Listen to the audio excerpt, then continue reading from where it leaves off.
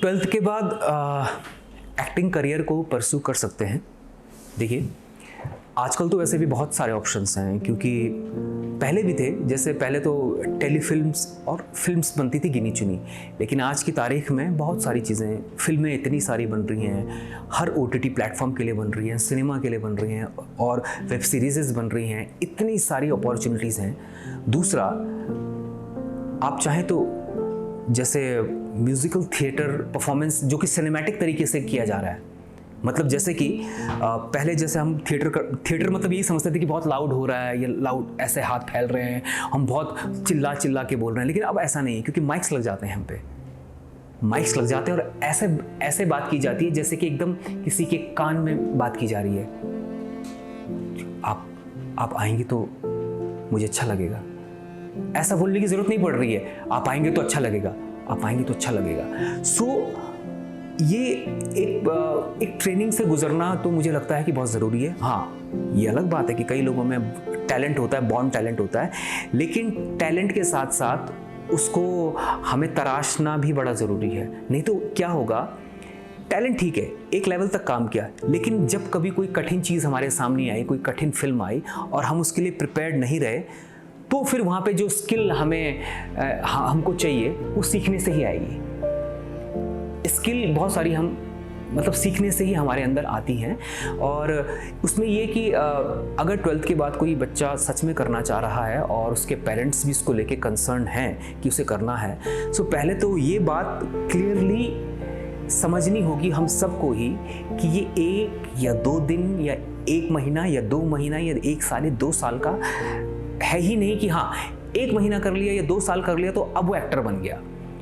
Actor तो वो पहले से है ही, या फिर एक्टिंग की कुछ टेक्निक समझ के। ऐसा भी नहीं है कि किसी ने 5 साल की एक्टिंग की पढ़ाई की और उसके बाद वो बहुत ब्रिलियंट काम करने लगा।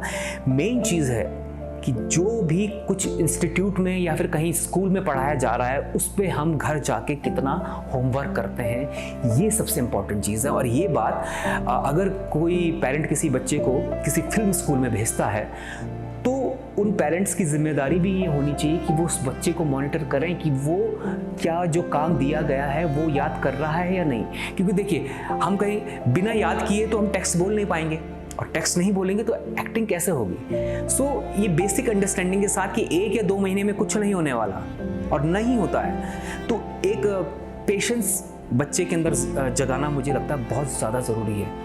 पेशेंस होना तो बहुत ज़्यादा आवश्यक है पेरेंट्स के अंदर भी, क्योंकि सोशल मीडिया है अब तो। क्योंकि पहले अटेंशन जो स्पैन होता था हम लोगों का पहले बड़ा होता था, लेकिन अब 10 सेकंड से ज़्यादा, 10 सेकंड में कोई चीज़ इंटरेस्टिंग नहीं लगती तो हम शिफ्ट करने लगते हैं।